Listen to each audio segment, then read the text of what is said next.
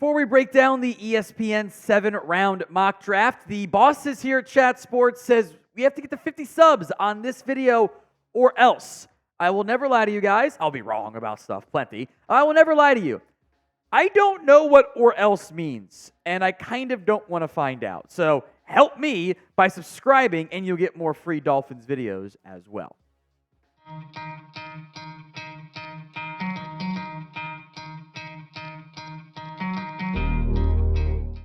ESPN's Matt Miller has posted a new 7-round 2024 NFL mock draft. We will break down the Dolphins picks. Now, 7-round mock drafts are very challenging. They are long. They are time-intensive. One thing changes, and you feel like an idiot in the process. So I'll be a little bit nicer, which is overall all 32 teams 7-round mock draft than just one team specifically. Of course, we shall focus in on the Dolphins side. So, quickly through the first couple picks here. Chaos at the beginning. 2 trades in the top 5 for quarterbacks. Caleb Williams, Jaden Daniels, Drake May to the Vikings, J.J. McCarthy to Denver, Marvin Harrison to the Chargers, Malik Neighbors, Joe Alt, Dallas Turner, Roma Dunze, Brock Bowers. No surprises there at the teams, maybe, but no actual pick surprises. Olu Fashanu's gone. Brian Thomas Jr. goes 12. Bo Nix goes 13. Talise Fuaga off the board. Biggest one that hurts you so far, Byron Murphy goes to Indy, which they have DeForest Buckner. They have Grover Stewart. They just signed Raekwon Davis. I'd be shocked if they took a defensive tackle. But he's off the board in the scenario. Trevor Tanu's gone. That one kind of stings a bit as well. A couple corners, Quinyon Mitchell, Terrion Arnold, Jared Verse, Jackson Powers Johnson off the board if you had interest in any of those players. So among other notable players who also go off the board in the next couple picks, and spoiler alert, I guess, don't make it all the way down later on, Adonai Mitchell, who the team has been linked to, J.C. Latham, Amarius Mims, Leatu Latu, Nate Wiggins. There are other guys available. Johnny Newton goes later, much later than I thought he might potentially end up going. Other guys as well, Zach Frazier, Graham Barton, etc., available. Weren't some of the more recent picks that in theory, even Miller acknowledges he potentially considered for these guys. So who would you pick? The board falls like this. We'll give you these 5 guys. You can write in other names if you so choose, as long as they were not previously drafted. Type 1 for A.D. Mitchell, 2 for J.C. Latham, 3 for Amarius Mims, 4 for Leatu Latu, and 5 for Nate Wiggins. It's the pinned comment on this video. If the ad comes, take advantage, type in 1, 2, 3, 4, 5, or write in a different answer altogether. J.C. Latham is the pick here by Matt Miller in the ESPN mock draft. Now, he played right tackle at Alabama. You're not going to put him at right tackle with Austin Jackson in place there. Here's the argument for Latham from Matt Miller. Salary cap concerns have forced the Dolphins to remake their offensive line, and Latham could fit well. He's a handful for defense lineman at 343 pounds and has excellent grip strength. A 2-year starter at right tackle with 2 sacks allowed, Latham has potential to play either tackle or guard in the pros. He would likely push right guard Robert Jones out of the starting lineup as a rookie. Overall, Latham played pretty darn well for the Crimson Tide last year. Some penalty uptick that I think could potentially raise some red flags there. I think at his best as a run blocker, and the concerns, namely foot quickness, you might have about him at tackle, holding up as a pass rusher, or as a pass protector, might be better mitigated for a team like Miami at guard. I do wonder if he's athletic enough to hang in that role, though, for Miami with what they like to do on the offensive line. I suppose it's fine if you want to play him at right guard. I would have really considered Graham Barton there, but he went way later in this mock draft. I would have been on board with Johnny Newton. He went way later as well.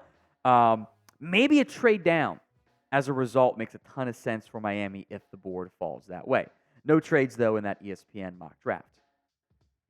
Today's show is made possible by Game Time. Game Time is the place for tickets to your next event. That could be opening day. Just around the corner, right? It could be some Heat games. It could be some Inter-Miami games. You could also do what I'd probably advise. Opening day is great. It's pageantry, etc. A bit more expensive.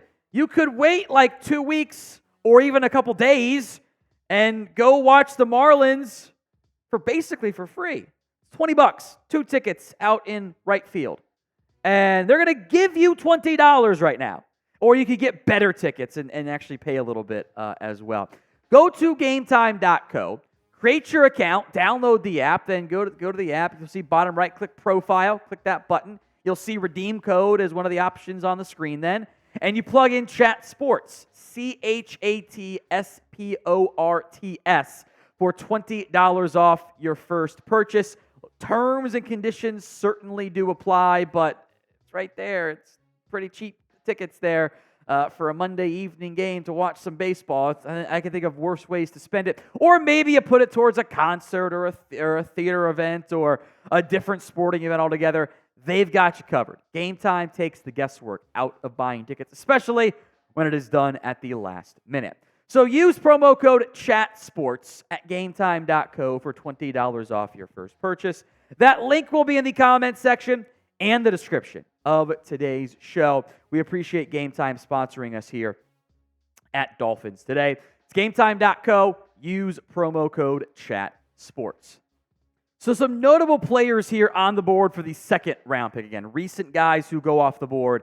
Chris Jenkins is there. Defensive tackle is a big area of concern. Troy Franklin, want that speedy receiver. A couple defensive pieces. Tyler Nubin, you kind of want a third safety, right? TJ Tampa's a good value pick there at 55.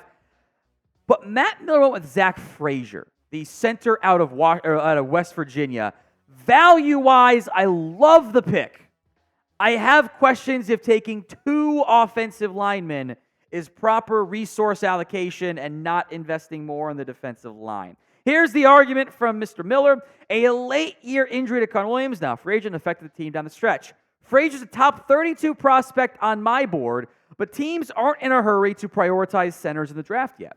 The 4-year starter was a state wrestling champion in high school, perfect fit for Mike McDaniel's zone offense that needs mobility in the middle of the offensive line, plus Frazier's supposed to start at guard or center. I think he's right on the Mike McDaniel zone stuff, which makes me wonder why Latham was the pick in round 1, and then also taking Zach Frazier in round 2. I love the value here. Am I playing Frazier or Aaron Brewer over at guard? Because that'd be the plan, right? And now I've spent significant resource allocation. My first round pick, my second round pick, and one of my biggest contracts in free agency on 3 starters on the interior of the offensive line. How do I get better elsewhere? Like, the player value makes sense to me with these first 2 picks. But Dolphins have needs still. You don't ever want to draft for need, I know, but there are guys that could have made some sense. Big jump now to round 5 for Miami. Khristian Boyd out of Northern Iowa does intrigue me as a piece, and I think this is a pretty solid fit for the Miami Dolphins. You're trying to replace Raekwon Davis. Obviously, you got to replace this guy named Christian Wilkins, you probably heard of as well.